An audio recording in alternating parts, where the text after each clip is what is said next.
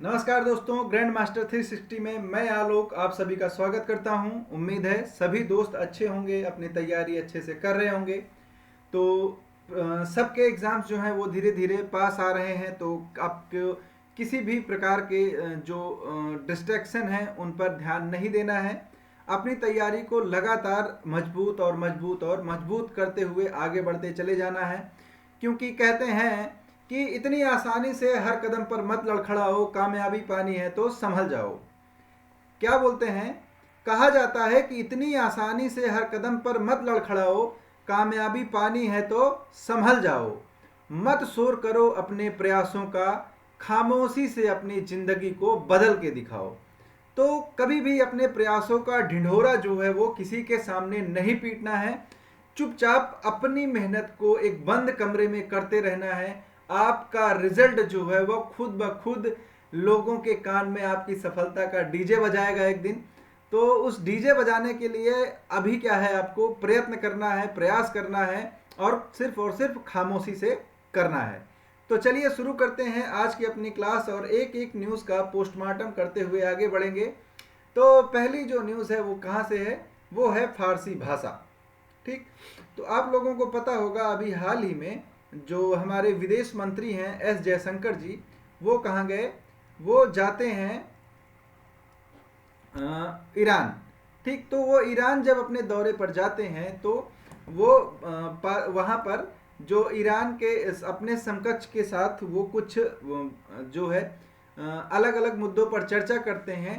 और इन्हीं चर्चाओं में एक और चीज़ जो निकल कर सामने आती है वो ये सामने आती है कि जो फारसी भाषा है, ठीक है, क्या है, जो फारसी भाषा है उसको क्या किया जाएगा, उसको भारत में शास्त्रीय भाषा का दर्जा दिया जाएगा।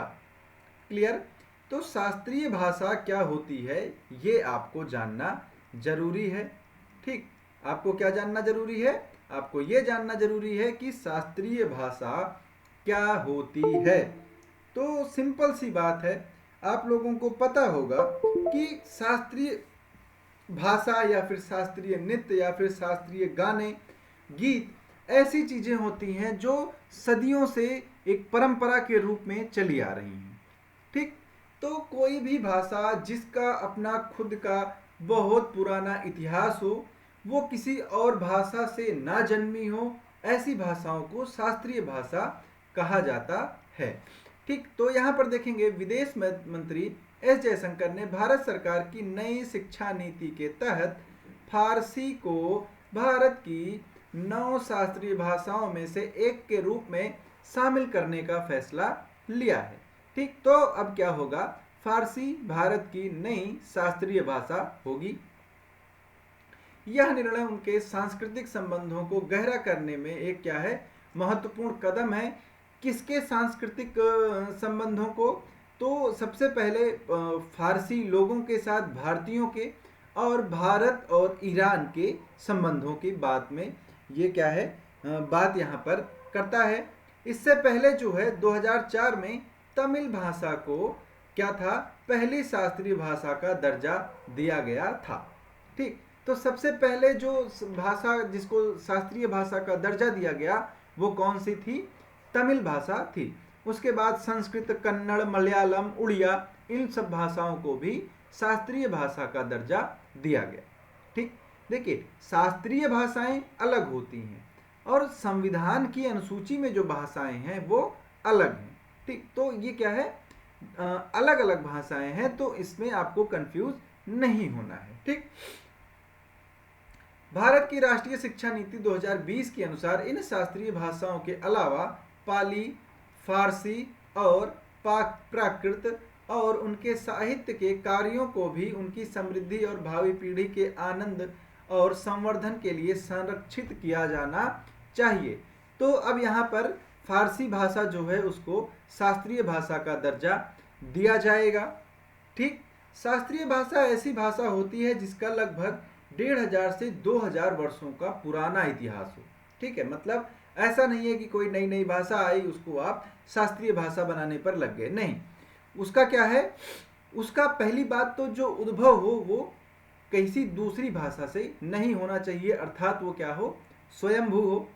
और दूसरी चीज क्या है, उसका जो इतिहास है वो लगभग 1500 से 2000 वर्षों का पुराना इतिहास जो है वो होना चाहिए।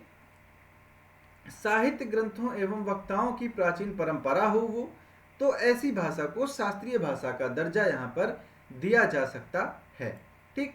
अनुच्छेद 351 के तहत कुछ भारतीय भाषाओं को विशेष भाषा का दर्जा देने का प्रावधान किया गया है। और इसी में क्या है, 8वीं अनुसूची है जिसमें 22 भाषाओं को सम्मिलित किया गया है। जिसमें कौन कौन सी है, तो आप अगर देखेंगे तो क्या है, कश्मीरी है, सिंधी है, पंजाबी है, हिंदी है, और जैसे मराठी है, कन्नड़ है, तमिल है, तेलुगु है, मलयालम है, उर्दू है। तो क्या है, इन सब भाषाओं को क्या है, किसका दर्जा दिया गया है, ये है संवैधानिक भाषाएं। इसमें टोटल कितनी भाषाएं हैं, 22 भाषाएं हैं। ठीक है, तो इनको 8वीं अनुसूची में संवैधानिक भाषा का दर्जा प्रदान किया गया है। ठीक, क्लियर। कुछ भारतीय भाषाओं की प्राचीन साहित्यिक परंपरा के संरक्षण और संवर्धन के लिए शास्त्रीय भाषा का दर्जा उनको प्रदान किया जाता है। तो ये हैं हमारे विदेश मंत्री एस जयशंकर जी। तो बहुत ही उम्दा लेवल के ये क्या हैं, विदेश मंत्री हैं। ये पूर्व यूपीएससी के सिलेक्टेड कैंडिडेट भी हैं। ठीक है, तो इनको क्या है, भारत का विदेश मंत्री बनाया गया है पिछले कुछ सालों से, और बहुत ही अच्छा काम ये कर रहे हैं। अभी आप देखेंगे तो इन्होंने ईरान में विजिट किया, और ईरान विजिट करने के बाद जब ये गए वहाँ पे, उसके कुछ ही टाइम पे क्या हुआ, ईरान ने पाकिस्तान के कुछ ठिकानों पर हमला कर दिया। ठीक, तो ये चीज़ें भी चल रही हैं। क्लियर। तो भारत सरकार 6 भारतीय भाषाओं को शास्त्रीय भाषा के रूप में सूचीबद्ध किया है, जिसमें क्या क्या है, तमिल, तेलुगु, संस्कृत, कन्नड़, मलयालम और ओडिया। अब इसमें कौन सी भाषा और जुड़ जाएगी, फारसी भाषा इसमें और जुड़ जाएगी। ठीक है, तो अब ये फारसी भाषा भी शास्त्रीय भाषा हो जाएगी। ये भारत और ईरान के आपसी संबंधों को एक तरह से क्या है, दृढ़ता प्रदान करने का एक कह सकते हैं कि ये एक कदम है, जिससे दोनों देशों के सांस्कृतिक और राजनीतिक संबंधों में क्या है, वृद्धि होगी। ठीक, अगले चीज पे देखते हैं। इसमें जो भाषाओं को शास्त्रीय दर्जा दिया जाता है उसके लिए कुछ मानदंड होते हैं। तो उन मानदंडों में क्या क्या होना चाहिए, तो पहली बात करेंगे तो उसका जो लिखित आरंभिक ग्रंथों का इतिहास लगभग 1500 से 2000 वर्ष पुराना होना चाहिए। ठीक, तो यहाँ पर मतलब उस भाषा के जो ग्रंथ मिल रहे हैं, उस भाषा के जो लिखित ग्रंथ हैं वो लगभग 1500 से 2000 साल पुराने होने चाहिए। ठीक है, तो अगर आप यहाँ पर बात करेंगे तो आप अगर बात करते हैं यहाँ पर भारतीय भाषा में, तो आपको सबसे पहला जो लिखित साक्ष्य मिलता है वो आपको मिलता है ऋग्वेद का। ठीक है, किसका मिलता है, ऋग्वेद का। ठीक, ये कब से कब तक है, तो आप इसको देखेंगे तो ये 1600 ईसा पूर्व के आसपास का है। ठीक है, 1500 से 1600 से 1500 ईसा पूर्व। ठीक है, या फिर आप इसको देखेंगे तो 1500 ईसा पूर्व के आसपास का ये माना जाता है। ठीक है, तो ये क्या है, भारतीय ग्रंथ है, संस्कृत भाषा में लिखा गया है। तो अगर आप देखेंगे तो ईरानी ग्रंथ है। ईरानी ग्रंथ का नाम क्या है, ईरानी ग्रंथ का नाम है जेंद अवेस्ता। ठीक है, क्या है, जेंद अवेस्ता, और ये ऋग्वेद के समकालीन ग्रंथ माना जाता है। तो लगभग आप अगर देखेंगे तो 1500 साल ये और 2000 साल ये। ठीक है, तो एक तरह से 3500 साल पुराना इतिहास इसका देखा जाएगा, जेंद अवेस्ता का, और यहीं पर ऋग्वेद का भी। तो ये भाषाएं क्या हैं, बहुत ही प्राचीन भाषाएं हैं, जहाँ से आदमी ने लिखना शुरू किया उस समय की भाषाएं हैं। क्योंकि देखिए आप सिंधु घाटी सभ्यता की लिपियों को अभी तक नहीं पढ़ा जा सका है, और सिंधु घाटी सभ्यता के बाद आते हैं वैदिक सभ्यता, और वहीं से हम इस चीज़ों को पढ़ सकते हैं जो हमें लिखित साक्ष्य मिले हैं। तो यहाँ पर इन चीज़ों को देखा जाएगा। दूसरा मानदंड क्या होता है, संबंधित भाषा में प्राचीन साहित्य ग्रंथों का ऐसा समूह होना चाहिए जिसे उस भाषा को बोलने वाली पीढ़ियां अमूल्य विरासत के रूप में स्वीकार करती हों। जैसे अगर आप संस्कृत भाषा के बारे में देखेंगे तो हम वेदों को, पुराणों को या फिर उपनिषदों को, इनको हम एक अमूल्य विरासत के रूप में देखते हैं। ठीक, तो इसी प्रकार ये जो ग्रंथ हैं, इनको ग्रंथों का ऐसा समूह होना चाहिए जिसको उस भाषा से संबंधित जो पीढ़ी है वो एक अमूल्य विरासत के रूप में स्वीकार करे। ठीक, उस भाषा की अपनी मौलिक साहित्यिक परंपरा होनी चाहिए जो किसी अन्य भाषाई समुदाय से ना ली गई हो। ठीक, तो ये किसी और भाषा से ना ली गई हो, ऐसे इसकी जो परंपरा है वो होनी चाहिए। शास्त्रीय भाषा और उसका साहित्य आधुनिक भाषा और साहित्य से भिन्न है, इसीलिए शास्त्रीय भाषा और उसके परवर्ती रूपों में विच्छिन्नता भी हो सकती है। तो ये 4 मानदंड हैं। ये मानदंड अगर कोई भाषा पूरी करती है तो उसको क्या है, उस भाषा को शास्त्रीय भाषा का दर्जा दिया जा सकता है। ठीक, क्लियर है सभी लोगों को कि किसी भी भाषा को शास्त्रीय भाषा का दर्जा कैसे दिया जा सकता है। और जो फारसी भाषा है उसको हाल ही में किसका दर्जा दिया गया, शास्त्रीय भाषा का दर्जा दिया गया। ठीक है, अगला टॉपिक दुनिया की टॉप 10 करेंसी के बारे में बात करेंगे। तो फोर्ब्स जो है ये क्या है, फोर्ब्स जो है एक तरह से बड़े लोगों की संस्था है। इसमें हमेशा यही आएगा, सबसे अमीर कौन, सबसे ज़्यादा नेटवर्थ किसकी बढ़ी, सबसे ज़्यादा नेटवर्थ किसकी घटी। या फिर अब यहाँ पर फोर्ब्स ने एक रिपोर्ट जारी की है जिसमें बताया गया है कि दुनिया की टॉप 10 करेंसी कौन सी है। ठीक, तो यहाँ पर जो कुवैती दिनार है, मतलब कुवैत जो देश है उसकी जो मुद्रा है कुवैती दिनार। आपको पता है जो भी अरब देश हैं, ठीक है, अरब देश जितने भी हैं, आप अरब देशों की जो मुद्रा है इसको आप देखेंगे तो या तो ये दिनार में होगी या फिर ये रियाल में होगी। ठीक है, तो जो कुवैती दिनार है ये सबसे मजबूत या फिर सबसे पावरफुल मुद्रा के रूप में इसको देखा गया। ठीक, तो उसके बाद कौन सा है, बहरीनी दिनार। ठीक है, उसके बाद ओमानी रियाल, मतलब ओमान का रियाल, फिर जॉर्डन का दिनार, फिर जिब्राल्टर का पाउंड, फिर ब्रिटिश पाउंड, ये भी क्या है टॉप 10 में आता है। फिर कैमेन आइलैंड डॉलर, फिर स्विट्जरलैंड का फ्रैंक, फिर यूरो, और 10वें नंबर पर आता है अमेरिकन डॉलर। तो ये सारी मुद्राएं हैं जो टॉप 10 पर इस समय काबिज हैं। तो अगर आप न्यूज़ में देखेंगे तो अमेरिकी डॉलर के प्रभुत्व के बावजूद कुवैती दिनार सबसे मजबूत करेंसी है। ठीक है, तो सबसे मजबूत करेंसी की अगर बात की जाए तो वो कौन सी है, कुवैती दिनार है। ठीक है, वहीं इस रैंकिंग में अमेरिकी डॉलर 10वें स्थान पर है, वो मैंने आपको बता दिया। और सबसे ताकतवर कौन है, कुवैती दिनार है। बहरीन की करेंसी बहरीनी दिनार दूसरे, और ओमान की करेंसी ओमानी रियाल तीसरे स्थान पर आती है। इसमें 180 मुद्राओं को लीगल टेंडर के रूप में मान्यता प्राप्त है, मतलब 180 मुद्राएं ऐसी हैं जिनको अंतरराष्ट्रीय स्तर पर मान्यता प्रदान की जाती है। क्लियर है सभी लोगों को? तो उसके बाद अगली न्यूज़ पर चलेंगे। अगली न्यूज़ है अगली न्यूज़ होती है पद्मनाभ स्वामी मंदिर से। तो हाल ही में आप लोगों को पता है कि राम मंदिर का उद्घाटन होना है 22 जनवरी को, और इसके लिहाज से बहुत सारी चीज़ें जो हैं यहाँ पर आ रही हैं। जैसे आप देखेंगे तो आप लोगों ने सोशल मीडिया पर भी देखा होगा कि जनकपुर नेपाल से बहुत सारी चीज़ें आई, गिफ्ट्स आए रामलला के लिए। देश के अलग अलग कोने से रामलला के लिए गिफ्ट आ रहे हैं। भारत के या फिर विश्व के अलग अलग देशों ने भी गिफ्ट भेजे हैं। जैसे थाईलैंड ने अपनी 2 जो वहाँ की पवित्र नदियाँ हैं उनका जल भेजा है। ठीक, श्रीलंका ने अशोक वाटिका से पदचिन्ह भेजे हैं और शिला भेजी है।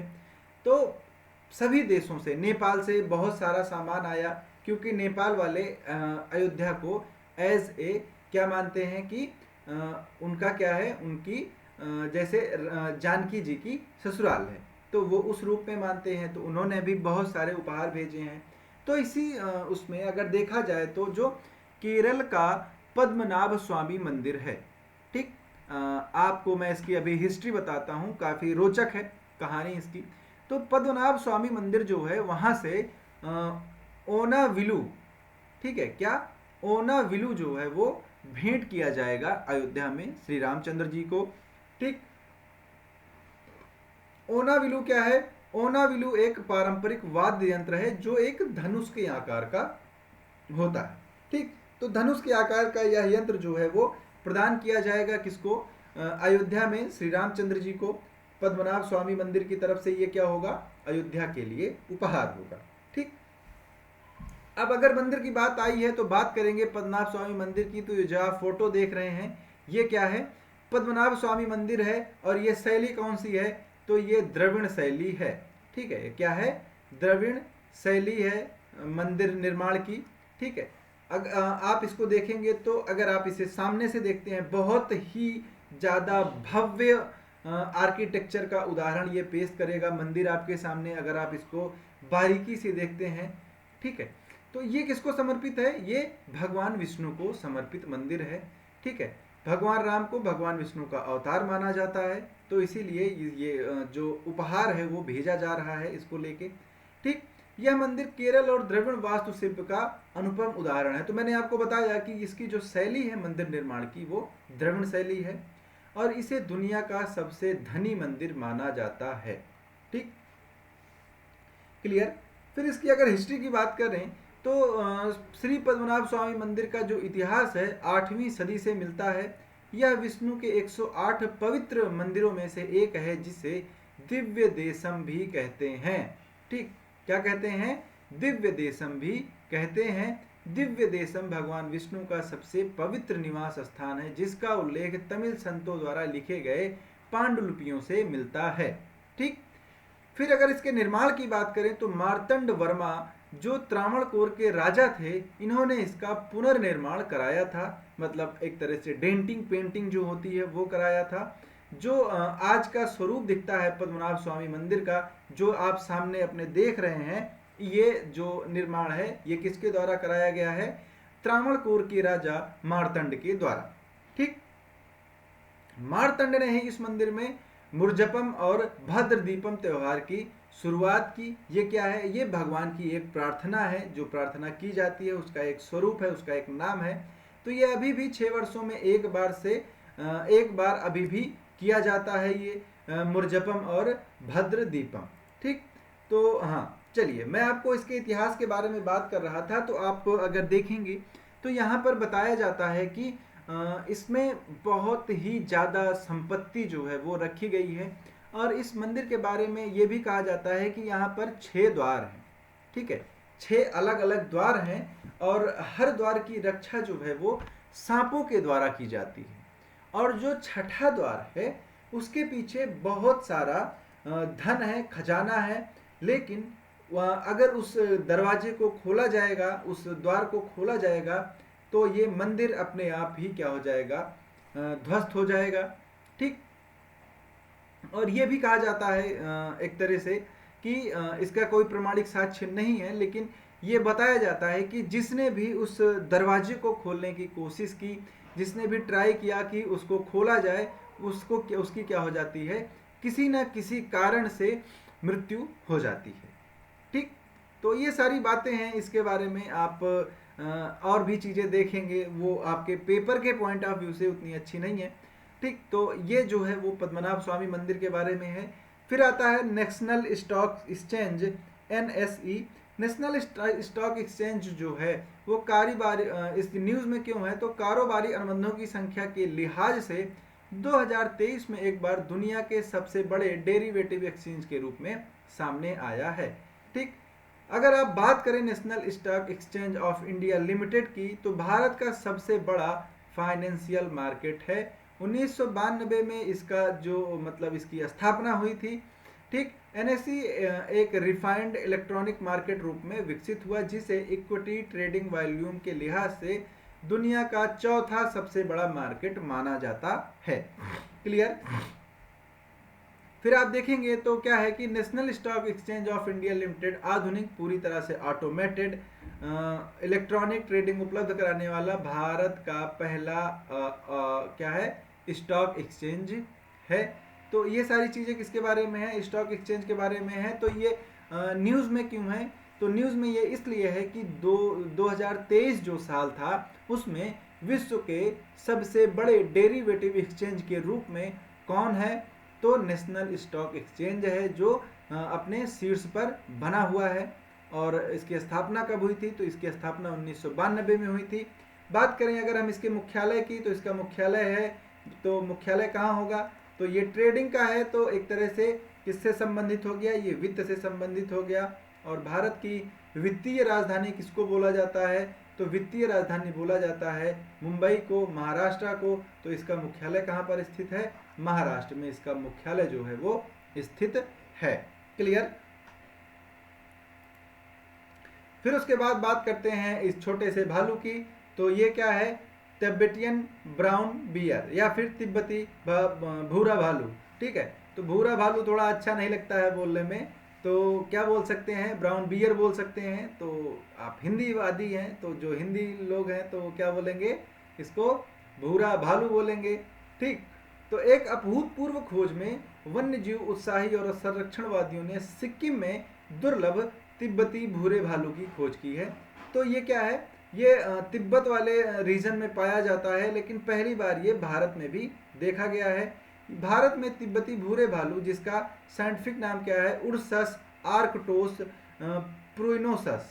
ठीक है, ये इसका क्या है, वैज्ञानिक नाम है। इसका पहला पुष्ट रिकॉर्ड है, मतलब पहला ये आधिकारिक रिकॉर्ड है जब इसको भारत में देखा गया। सिक्किम वन विभाग और WWF इंडिया द्वारा स्थापित कैमरा ट्रैप। कैमरा ट्रैप मतलब क्या होता है कि पेड़ों में कैमरे को बांध दिया जाता है, जिससे जंगल में कोई घटना होती है तो उसकी जानकारी, या फिर आप देखेंगे जो टाइगर रिजर्व्स होते हैं तो आपको देखते हैं कि टाइगर्स की क्या होता है, सेंसस होता है, उनकी गणना होती है, जनगणना होती है, तो वो रिकॉर्ड भी सामने आता है। तो वो इन्हीं सब आधारों पर किया जाता है। ठीक, तो कैमरा ट्रैप में उत्तर पश्चिम की ऊंचाई पर इस दुर्लभ प्रजाति की वीडियो को रिकॉर्ड किया गया, वहां पर ये देखा गया।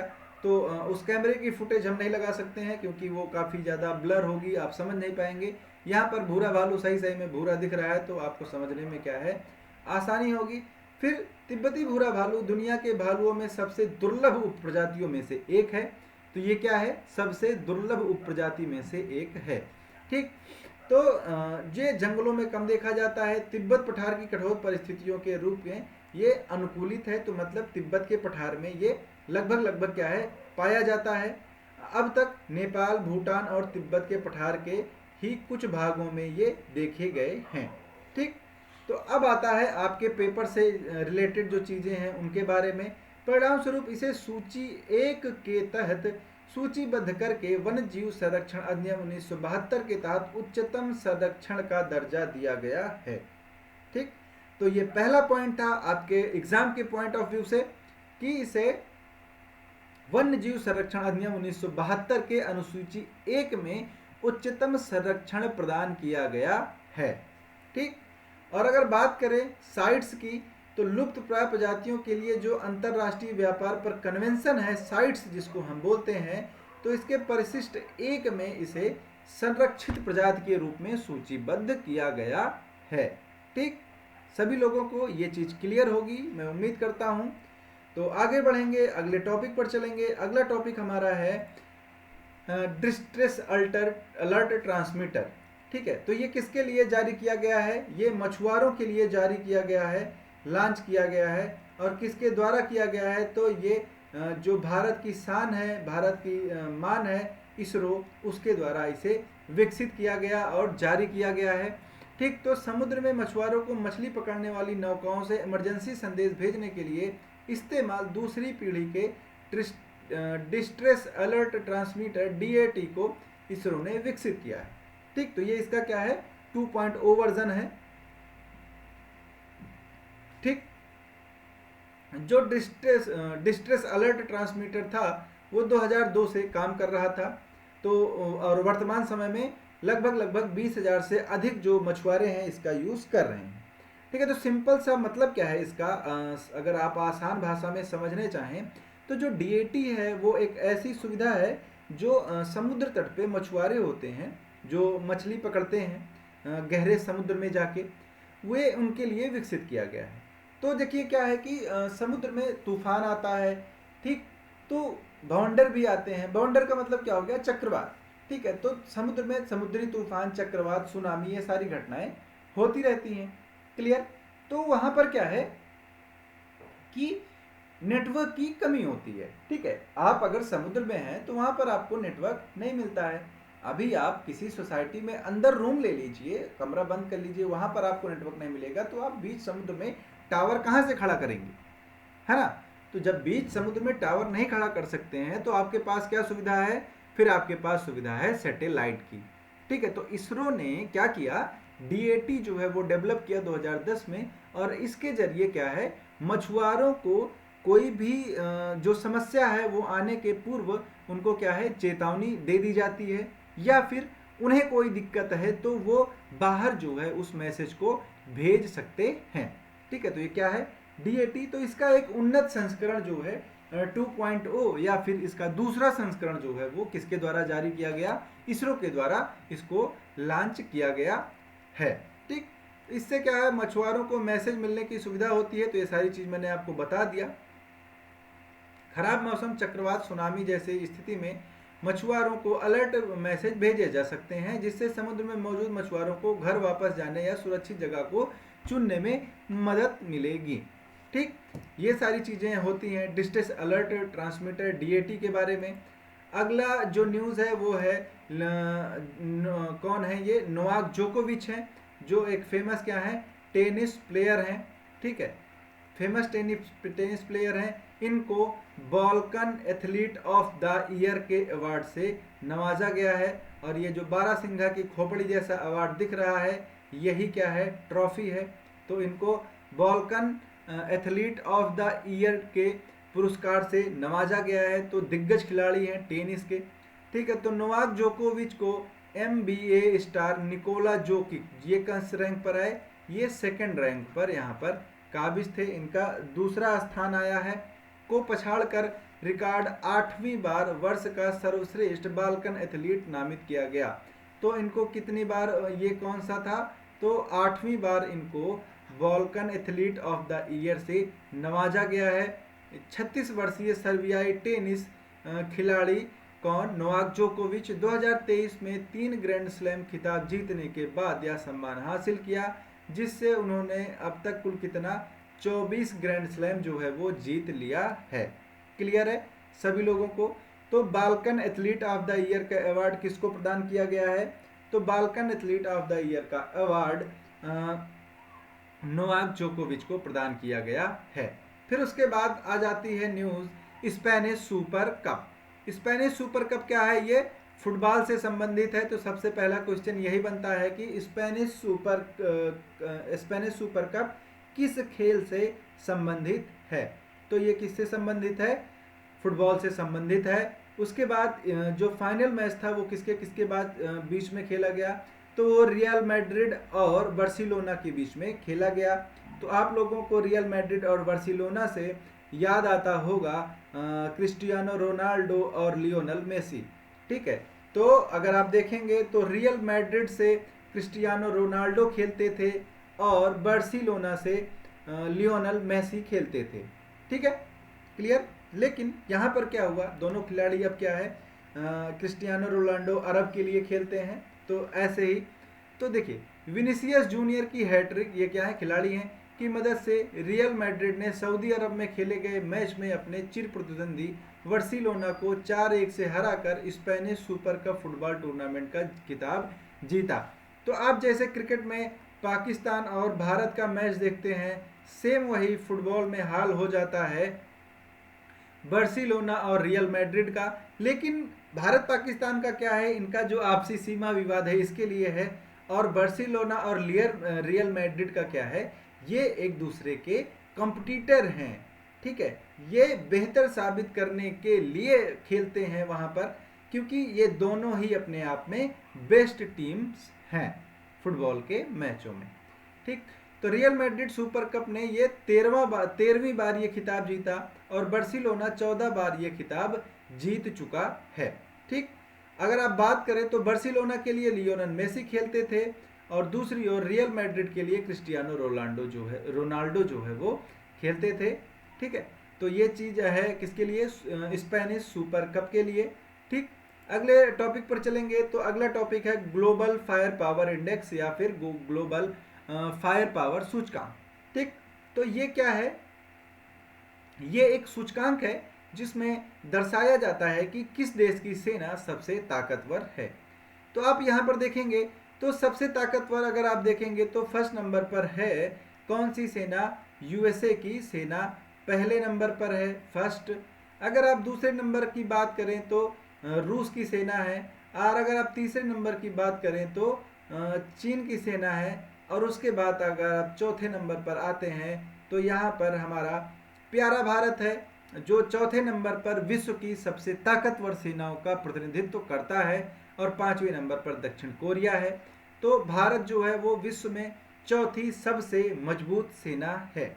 ठीक, तो 145 देशों की मिलिट्री स्ट्रेंथ आकलन करने वाली वेबसाइट ग्लोबल फायर पावर ने सैनिकों की तादाद, सैन्य उपकरण, आर्थिक स्थिरता और संसाधन समेत 60 से लगभग 60 क्षेत्रों में मूल्यांकन करने के बाद ये रैंकिंग बनाई है, और इन सभी को मिलाकर फायर पावर इंडेक्स जो है वो तैयार किया गया है, और इसमें अमेरिका को सामान्य तौर पर दुनिया का सबसे ताकतवर देश माना गया है।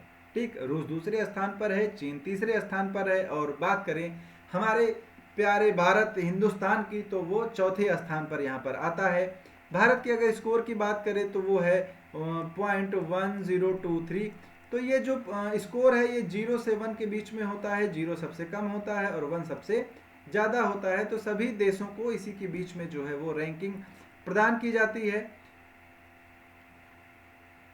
ठीक है, तो ये सारी चीज़ें हैं, इसमें 0 जो है वो सबसे बेस्ट मान लिया जाता है कि वहाँ पर किसी भी प्रकार के डिफ्लेक्शन और दिक्कतें नहीं हैं। अमेरिका का देखा जाए तो अमेरिका को 0.0699 स्कोर मिला है, रूस को 0.0702 स्कोर मिला है, और चीन को 0.0706 स्कोर मिला है। तो भारत का स्कोर अगर देखा जाए कि यहाँ पर चीज़ें किस प्रकार स्थिर हैं तो वो सबसे ज़्यादा है। ठीक, तो अगर आप बात करें यहाँ पर भारत के पड़ोसी राज्यों की, तो अगर आप वहाँ पर देखेंगे तो भारत का जो पड़ोसी राष्ट्र है पाकिस्तान, ठीक है, जो ये कूदते रहते हैं कि हमारे पास एटम बम है हम फोड़ देंगे, तो देखिए ये कहाँ पर हैं, ये 9वें स्थान पर हैं। ठीक है, और दूसरी चीज़, अब इनकी चीज़ें इन्हीं को दिक्कत कर रही हैं। अगर आप हाल में ही देखेंगे तो ईरान से इनका जो कॉन्फ्लिक्ट है वो काफ़ी तेज़ चल रहा है, पाकिस्तान और ईरान का। तो इस टॉपिक पर आपको जल्दी ही एक वीडियो जो है वो मिल जाएगी। ठीक, मैं इसको कोशिश करूंगा आपको जल्दी इस पर पूरा जो विश्लेषण है वो यहाँ पर दिया जाए कि किस लिए ईरान और पाकिस्तान एक दूसरे के साथ मिसाइल की दागादागी कर रहे हैं। ठीक, और जो इटली है इसको 10वां स्थान मिला है, मतलब पिज्जा 10वें नंबर पर चला गया। ठीक, दक्षिण कोरिया, ब्रिटेन, जापान और तुर्की भी शीर्ष 10 ताकतवर देशों में शामिल है। ठीक है, क्लियर। अगर सबसे कमजोर सेनाओं की बात की जाए अब, तो सबसे कमजोर सेनाओं में कौन कौन है, तो सबसे कमजोर सेनाओं में भूटान सबसे कमजोर है। तो छोटा सा देश है, शांत है, खुशहाल है। अगर आप देखेंगे कि जो हैप्पीनेस रिपोर्ट है, ठीक है, हैप्पीनेस रिपोर्ट में भूटान पहले नंबर पर आता है। तो सेना कम है लेकिन सबसे ज़्यादा खुश हैं, तो बहुत अच्छी बात है। सभी देशों में ये चीज़ होनी चाहिए कि सेना कम से कम रखनी पड़े और खुशी ज़्यादा से ज़्यादा देखने को मिले, ये चीज़ें यहाँ पर होनी चाहिए। भूटान के बाद कौन है, मालदीव है, ठीक है, जो अभी काफ़ी ज़्यादा कूद रहे थे। ठीक, उसके बाद Suriname, Somalia, Benin, Liberia, Belize, Sierra Leone, Central African Republic, Iceland और कोसावा, ये सारे देश हैं जो सबसे कमजोर सैन्य क्षमता वाले देश यहाँ पर होते हैं। ठीक, क्लियर सभी लोगों को। उसके बाद ये है सामाजिक न्याय की प्रतिमा। सामाजिक न्याय की प्रतिमा क्या है, ये भीमराव अंबेडकर जो बाबा साहब जिनको बोला जाता है, इनकी लगभग 125 फीट ऊंची प्रतिमा जो है वो तैयार की गई है। तो इस 125 फीट प्रतिमा को क्या बोला जा रहा है? इस 125 फीट प्रतिमा को बोला गया है सामाजिक न्याय की प्रतिमा। ठीक, तो इसका अनावरण कहाँ पर किया जाएगा? तो इसका अनावरण जो है इसका अनावरण जो है वो जो मुख्यमंत्री हैं YS जगनमोहन रेड्डी, इनके द्वारा किया जाएगा। ठीक है, तो इस प्रतिमा को जो नाम दिया गया है वो क्या नाम दिया गया है? सामाजिक न्याय की प्रतिमा। क्यों? क्योंकि बाबा साहब अम्बेडकर ही जो है उनको क्या माना जाता है? संविधान का जनक माना जाता है। ठीक है, और संविधान जो है वो सामाजिक न्याय की बात करता है। ठीक, तो 125 फीट की ये मूर्ति है और लगभग 80 फीट का ये इस जो एक तरह से चबूतरा या कह लीजिए बेस या फिर जो भी आप इसको कहें, ये 80 फीट का बेस है और 125 फीट की ये मूर्ति है जिसकी स्थापना यहाँ पर की गई है। तो इसका उद्घाटन YS जगनमोहन रेड्डी के द्वारा कर दिया गया है। ठीक, तो ये एक तरह से बाबा साहब अम्बेडकर की विश्व की सबसे ऊंची प्रतिमा बन गई है। ठीक है, तो विश्व की सबसे ऊंची प्रतिमा बन गई है। ठीक है, तो ये विश्व की सबसे ऊंची प्रतिमा है जिसका अनावरण जगनमोहन रेड्डी के द्वारा किया गया है। यहाँ पर जो आगंतुक हैं उनको 20 जनवरी से जो है एंट्री मिल जाएगी। यहाँ पर अगर आप बात करें यहाँ पर, तो मूर्ति की ऊंचाई 125 फीट है, पेडेस्टल की ऊंचाई 81 फीट है। मतलब ये आप जो चबूतरा देख रहे हैं ये क्या है? पेडेस्टल है और इसकी ऊंचाई क्या है? लगभग 80 या 81 फीट की है। अगर आप इसका आकार देखेंगे तो ये 3481 वर्ग फुट का है। पेडेस्टल सहित जो मूर्ति की ऊंचाई है वो 206 फीट की है। ठीक है, पेडेस्टल ग्राउंड प्लस 2 मंजिल की इमारत के रूप में बनाया गया है। पेडेस्टल को बौद्ध वास्तुकला के कालचक्र महामंडल की अवधारणा में डिजाइन किया गया है। क्लियर? ये सारी चीजें यहाँ पर बताई गई हैं। इस प्रतिमा को हुसैन सागर झील के किनारे स्थापित किया गया है। ठीक, कहाँ पर स्थापित किया गया है?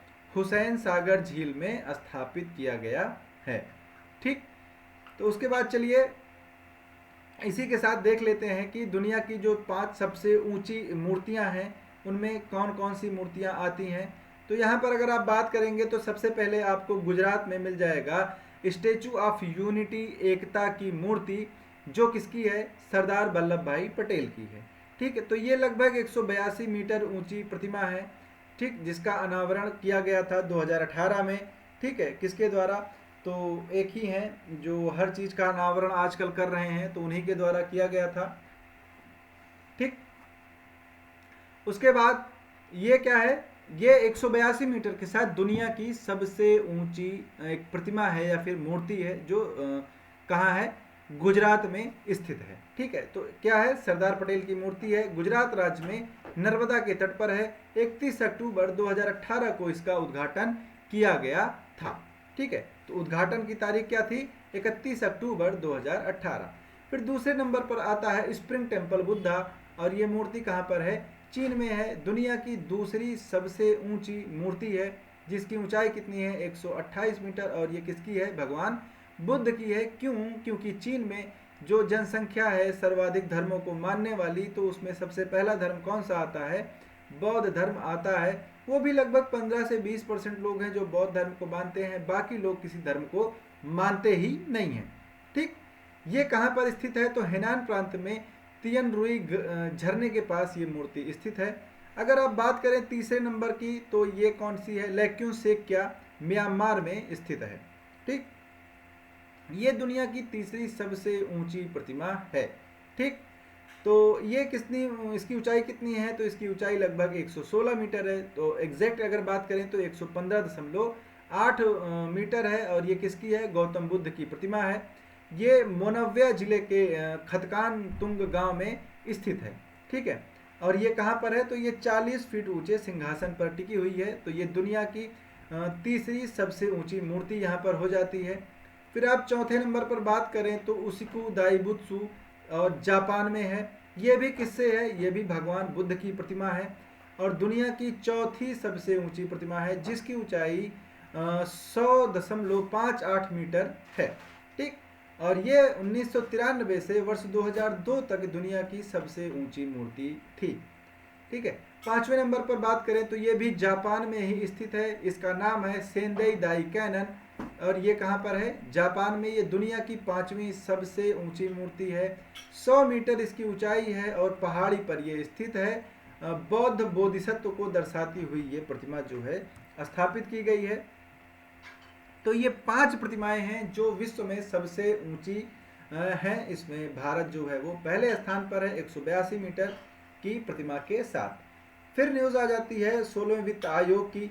तो वित्त आयोग में जो कुछ नए पद हैं उन पर उनके सृजन को मंजूरी दी गई। 16वें वित्त आयोग पीएम मोदी की अध्यक्षता में जो बैठक हुई उसमें ये फैसला लिया गया। तो इन पदों में कौन कौन है, एक आर्थिक सलाहकार और 2 संयुक्त सचिव के पद होंगे, जिनको यहाँ पर क्या कर दिया गया है, जिनको यहाँ पर इस पद का सृजन किया गया है। तो अगर आप बात करें संविधान की, तो संविधान के अनुच्छेद 280 के अनुसार बताया जाता है कि हर 5 वर्ष पर एक वित्तीय आयोग का गठन किया जाएगा। ठीक है, तो उसी के हिसाब से 31 दिसंबर 2023 को अधिसूचना जारी की गई, जिसके माध्यम से 16वें वित्त आयोग का गठन किया गया। तो राष्ट्रपति की मंजूरी के बाद इसका गठन कर दिया गया है। और अब ये न्यूज़ में क्यों है, तो ये न्यूज़ में सिर्फ इसलिए है क्योंकि इसमें 3 पदों का सृजन किया गया है, जिसमें एक आर्थिक सलाहकार और 2 संयुक्त सचिव के भी पद यहाँ पर होते हैं। ठीक, तो अगर आप बात करें इसके अध्यक्ष की, तो इसका अध्यक्ष किसको बनाया गया है, तो इसका अध्यक्ष बनाया गया है अरविंद पनगड़िया को। ठीक है, किसको बनाया गया, अरविंद पनगड़िया को बनाया गया है। ठीक है, अरविंद पनगड़िया इसके क्या है, अध्यक्ष हैं। 31 अक्टूबर 2025 को जो वित्त आयोग है उसकी रिपोर्ट के बाद, ठीक, उसके रिपोर्ट के बाद क्या होगा, ये क्या करेंगे, यहां पर देखिए 31 दिसंबर 2023 की एक सूचना में नीति आयोग के पूर्व अध्यक्ष अरविंद पनगड़िया को इसके अध्यक्ष नियुक्त किया गया। ऋत्विक रंजनाम पांडे को आयोग के सचिव के रूप में नामित किया गया है। आयोग 31 अक्टूबर 2025 तक राष्ट्रपति को अपनी रिपोर्ट सौंपेगा। ठीक, क्या होगा, 31 अक्टूबर 2025, ठीक है, कब ये अपनी रिपोर्ट देंगे। और इस रिपोर्ट के बाद क्या होगा, यह रिपोर्ट कब से मानी जाएगी, तो यह रिपोर्ट 1 अप्रैल 2026 से आगामी 5 साल के लिए मानी जाएगी। ठीक है, क्लियर सभी लोगों को, मतलब ये 2031 तक की रिपोर्ट होगी। ठीक है, सभी लोगों को क्लियर है ये चीज। वित्त आयोग क्या है, एक संवैधानिक निकाय है जो केंद्र राज्य के वित्तीय संबंधों पर अपनी क्या है, राय देता है। ठीक है, क्या करता है ये, केंद्र राज्य के वित्तीय संबंधों पर अपनी राय देता है। एन.के. सिंह की अध्यक्षता में तत्कालीन 15वें वित्त आयोग ने सिफारिश की थी कि राज्यों को 5 साल की अवधि 2021-22 से 25-26 के दौरान केंद्र के विभाज्य कर पूल का 41% दिया जाए। जो क्या था, यही जो सिफारिश है ये 14वें वित्त आयोग के द्वारा भी की गई थी। उसी को 15वें वित्त आयोग ने भी क्या रखा, बरकरार रखा। तो ये चीज़ें जो हैं वो 16वें वित्त आयोग से निकलकर सामने आती हैं। तो उम्मीद करता हूँ ये चीज़ आपको समझ में आई होगी। उसके बाद ई मोबिलिटी सिमुलेशन लैब, इसकी बात करते हैं तो इसको IIT मद्रास के द्वारा क्या किया गया है, लॉन्च करने के लिए क्या किया गया, आर्टिफिशियल इंटेलिजेंस में समाधान करने वाली वैश्विक प्रौद्योगिकी कंपनी अल्टेयर के साथ साझेदारी की गई है। ठीक है, तो IIT मद्रास और अल्टेयर जो है वो क्या करेंगे, ई मोबिलिटी सिमुलेशन लैब को लॉन्च करने के लिए साथ में काम करेंगे। ठीक है, तो दोनों संस्थाएं साथ में मिलकर काम करेंगी। IIT मद्रास के इंजीनियरिंग डिजाइन विभाग में स्थापित इस प्रयोगशाला में अल्टेयर से वित्तीय सहायता के साथ साथ अत्याधुनिक उत्पाद और उपकरण जो हैं वो प्रोवाइड किए जाएंगे। ठीक, प्रयोगशाला अल्टेयर के मॉडलिंग और सिमुलेशन टूल की मेजबानी करेगी जो अकादमिक गतिविधियों का समर्थन करेगी। और IIT Madras battery, charging, power electronics, Motors और कंट्रोलर और वाहन इंजीनियरिंग सहित अन्य चीज़ों के जो कार्य हैं उन पर ये क्या करेगी, अपने जो इसके एक तरह से संसाधन है उनका उपयोग करेगी। ठीक है, क्लियर है सभी लोगों को। तो यहाँ से सिर्फ आपसे ये पूछा जाएगा कि ई मोबिलिटी सिमुलेशन लैब के लिए आईआईटी मद्रास ने किस कंपनी के साथ समझौता किया है। तो आपके पास जवाब होगा अल्टेयर। अगला टॉपिक क्या है, कोचिंग क्लासेस पर बड़ा फैसला। कोचिंग क्लासेस पर जो बड़ा फैसला लिया गया है वो ये लिया गया है कि 16 वर्ष से कम उम्र के जो बच्चे होंगे, 16 वर्ष से जिनकी कम आयु होगी, वो अब कोचिंग संस्थानों में एडमिशन नहीं ले सकेंगे, और कोचिंग संस्थान भी ऐसे बच्चों का एडमिशन नहीं करेगी जिनकी उम्र 16 साल से कम है। ठीक, इसके साथ ही जो भ्रामक विज्ञापन होते हैं, ठीक है, भ्रामक विज्ञापन का आप मतलब अगर समझना चाहें तो जैसे आप देखेंगे कि कोई रिजल्ट आता है तो कोचिंग्स बोलती हैं कि पहली रैंक हमारे यहाँ से, दूसरी बोलती है कि पहली रैंक हमारे यहाँ से, तीसरी बोलती है पहली रैंक हमारे यहाँ से। तो उनके हिसाब से एक ही बच्चा कूद कूद के हर जगह पढ़ा और हर जगह से पहली रैंक हासिल की है। ठीक है, तो इसमें जो बच्चे हैं उनकी भी गलती है, वो चंद पैसों के लिए अपना एथिक्स भूल जाते हैं, बिक जाते हैं, ये देखा जाता है ऐसे आमतौर पर। ठीक, तो यहाँ पर इन सारी चीज़ों के बारे में गाइडलाइन जारी की गई है भारत के शिक्षा मंत्रालय के द्वारा। और अगर आप बात करें शिक्षा मंत्रालय की, तो शिक्षा मंत्री इस समय पर धर्मेंद्र प्रधान जी हैं। ठीक है, अगर कोई भी कोचिंग संस्थान इन चीज़ों को नहीं मानता है तो उस पर 1 लाख का जुर्माना लगाया जाएगा। ठीक, और उसके रजिस्ट्रेशन को भी रद्द किया जा सकता है। ठीक है, क्लियर। तो अगर आप इस टॉपिक को पूरा देखना चाहते हैं तो आप इसी चैनल पर जाएंगे तो इस पर एक अलग से वीडियो है मेरी, आप उसको देख सकते हैं पूरा, वहाँ पर विश्लेषण आपको प्राप्त होगा।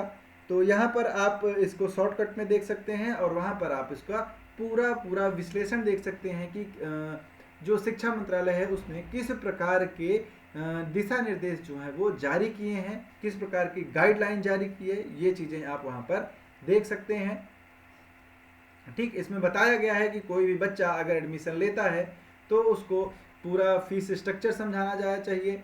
अगर वो बीच से कोर्स छोड़ देता है तो उसकी फीस वापस होनी चाहिए, या फिर अगर जो टीचर रखा जाएगा वो ग्रेजुएशन लेवल के ऊपर का होगा, मतलब ग्रेजुएशन के नीचे का कोई भी आदमी शिक्षक नहीं रखा जा सकता है। कोई भी व्यक्ति जिसके ऊपर कदाचार का आरोप हो या फिर कोई उसके ऊपर सजा हो तो वो व्यक्ति संस्थान में काम नहीं कर सकता है। तो ये सारी चीज़ें जो हैं यहाँ पर डिस्क्राइब की गई हैं, शिक्षा मंत्रालय की ओर से ये जो है गाइडलाइन जारी की गई है। ठीक, तो चलिए अब क्वेश्चंस पर आते हैं। क्वेश्चन क्या है, क्वेश्चन है कि डॉक्टर भीमराव अंबेडकर की 125 फीट की ऊंची कांस्य की प्रतिमा का उद्घाटन किस राज्य में किया गया। तो मैंने बताया था कि इसका उद्घाटन कौन करेंगे, जगन मोहन रेड्डी करेंगे। ठीक है, कौन करेगा, जगन मोहन रेड्डी करेंगे। तो ये कहाँ के मुख्यमंत्री हैं, ये आंध्र प्रदेश के मुख्यमंत्री हैं। तो सही जवाब हो जाएगा आपका ऑप्शन सी, आंध्र प्रदेश। तो आंध्र प्रदेश के मुख्यमंत्री वाई.एस. जगनमोहन रेड्डी विजयवाड़ा के स्वराज मैदान में 125 फीट ऊंची कांस्य प्रतिमा का उद्घाटन किया। इसको सामाजिक न्याय की प्रतिमा बोला गया है, स्टैचू ऑफ सोशल जस्टिस बोला गया है, और ये डॉक्टर भीमराव अंबेडकर की प्रतिमा है। ठीक है, क्लियर। उसके बाद अगले क्वेश्चन पर चलते हैं। अगला क्वेश्चन क्या है, आईआईटी मद्रास ने ई मोबिलिटी सिमुलेशन लैब लॉन्च करने के लिए किसके साथ करार किया है, समझौता किया है। तो अभी मैंने आपको बताया था कि यही प्रश्न आपसे पूछा जाएगा। तो अल्टेयर कंपनी के साथ आईआईटी मद्रास ने ई मोबिलिटी सिमुलेशन लैब लॉन्च करने के लिए क्या किया है, समझौता किया है। ठीक, उसके बाद केंद्र सरकार ने केरल में कृत्रिम रीफ इकाइयों की स्थापना के लिए कितने करोड़ रुपए आवंटित किए हैं। ठीक है, तो आपको सिर्फ इतना याद रखना है, 302 हत्या का आरोप होता है इसमें, तो 302 करोड़ रुपए कृत्रिम रीफ इकाइयों की स्थापना के लिए जारी किया गया है। केंद्रीय मंत्री परसोत्तम रुपाला ने केरल के वंझिजम में मछली पकड़ने वाले गांवों के तटों पर कृत्रिम रीफ इकाइयों की स्थापना के लिए 302 करोड़ रुपए आवंटित करने की घोषणा की है। ठीक है, यह योजना केंद्र सरकार प्रधानमंत्री मत्स्य संपदा योजना और राज्य सरकार मत्स्य पालन विभाग के तहत शुरू की गई है। ठीक है, तो अगले क्वेश्चन पर चलेंगे। महतारी वंदना योजना हाल ही में किस राज्य सरकार द्वारा शुरू की गई। तो आप अगर देखेंगे तो ये आपको कल के वीडियो में ये जो पूरा टॉपिक है वो मिल जाएगा। यहाँ पर अगर हम बात करते हैं छत्तीसगढ़ राज्य की, जहाँ पर अभी अभी चुनाव हुआ और बीजेपी ने अपनी गवर्नमेंट बनाई है, तो इनकी घोषणा पत्र में महातारी वंदना योजना का जिक्र किया गया था, जिसको लागू किया गया है 1 जनवरी से। तो इसमें क्या है, ये विवाहित महिलाओं के लिए है। किसके लिए? विवाहित महिलाओं के लिए एक योजना है, जिसमें क्या है, महिलाओं को हर महीने 1000 से 1000 रुपये प्रदान किया जाएगा। ठीक है, क्या है ये वार्षिक वित्तीय सहायता है। यह योजना मध्य प्रदेश सरकार की जो लाडली बहना योजना शिवराज सिंह चौहान के द्वारा चलाई गई थी, उसके उसका एक प्रतिकृति जो है वो मानी जा रही है। इसके जो लाभार्थी होंगे वो सिर्फ और सिर्फ छत्तीसगढ़ के निवासी होंगे। ठीक, तो ये विवाहित महिलाओं के लिए एक योजना है। उसके बाद अगला क्वेश्चन है, पीएम नरेंद्र मोदी ने 8 अमृत परियोजनाओं की शुरुआत महाराष्ट्र के किस शहर में की? तो पुणे, औरंगाबाद, नासिक, सोलापुर। तो अगर अब बात करते हैं सोलापुर की, तो सोलापुर में पीएम मोदी ने लगभग 2000 करोड़ की 8 परियोजनाओं को शुरू किया। ठीक, क्लियर। उन्होंने कार्यक्रम के दौरान पीएम स्वनिधि के 10,000 लाभार्थियों को पहली और दूसरी किस्त के वितरण की भी शुरुआत की। तो सोलापुर यहाँ पर सही आंसर हो जाता है। उसके बाद बात करते हैं 16वें वित्त आयोग के लिए पदों के सृजन की मंजूरी दी गई। 16वें वित्त आयोग के अध्यक्ष कौन हैं? तो मैंने आपको बताया जो अरविंद पनगड़िया हैं, नीति आयोग के प्रथम उपाध्यक्ष भी यही थे। तो अरविंद पनगड़िया को क्या बनाया गया है? 16वें वित्त आयोग का अध्यक्ष बनाया गया है। ठीक है, वित्त आयोग का गठन किससे किया जाता है? तो अनुच्छेद 280 से किया जाता है। काम क्या है इसका? तो सेंट्रल स्टेट के बीच में जो करों का बंटवारा होता है, एक तरह से ये उसकी क्या करते हैं, अनुशंसा करते हैं, ये क्या करते हैं, उसकी सिफारिश करते हैं। ठीक है, क्लियर। उसके बाद है फोर्ब्स के द्वारा जो एक रिपोर्ट जारी की गई, उसमें दुनिया की सबसे मजबूत करेंसी कौन सी है? बहरीनी दिनार, कुवैती दिनार, यूरो, डॉलर। तो यहाँ पर जो कुवैत की दिनार है वो सबसे मजबूत मुद्रा है। दूसरे नंबर पर आ जाती है बहरीन की दिनार। उसके बाद अगर आप बात करें तीसरे नंबर पर, तो ओमान का जो रियाल है, ओमान का रियाल जो है वो तीसरे नंबर पर आता है। अगर आप यूएस डॉलर की बात करते हैं तो ये 10वें नंबर पर यहाँ पर आता है। तो ये क्या चीज़ें हैं? ये चीज़ें हैं फोर्ब्स के अनुसार जो 10 सबसे मजबूत करेंसी पूरे विश्व में इस टाइम पर पाई गई हैं, उनके बारे में। तो ये थी आज की क्लास और उससे जुड़े कुछ क्वेश्चंस। तो उम्मीद करता हूँ क्लास आपको अच्छी लगी होगी, और अगर क्लास अच्छी लगी है तो प्लीज़ लाइक, शेयर, कमेंट करने में कंजूसी ना करें। वही क्या होता है, एक टीचर के लिए, एक स्टूडेंट की तरफ से आप चाहे गुरु दक्षिणा समझ लीजिए, चाहे एक मोटिवेशन समझ लीजिए। अगर आप लोग सपोर्ट करते रहेंगे तो हमारा एफर्ट जो है वो दिन के दिन ज़्यादा होता रहेगा। ठीक है, तो चलिए विदा लेते हैं आपसे। मैं आलोक आप सभी लोगों से कल सेम टाइम सेम जगह फिर से मिलेंगे एक धुआंधार क्लास के साथ। तब तक आप लोग अपना रिवीजन करते रहिए, पढ़ाई करते रहिए, और लास्ट में सभी लोगों को आपकी परीक्षा के लिए, आपकी तैयारी के लिए, आपकी मेहनत के लिए ऑल द बेस्ट। और लगातार हमारे साथ जुड़े रहिए अपनी तैयारी को एक अच्छी धार देने के लिए। तो चलिए विदा लेते हैं आप लोग सभी लोगों से। सभी को गुड नाइट, और आप लोगों का जो दिन है वो शुभ हो, और सभी को टाटा, बाय बाय, जय हिंद, जय भारत, थैंक यू।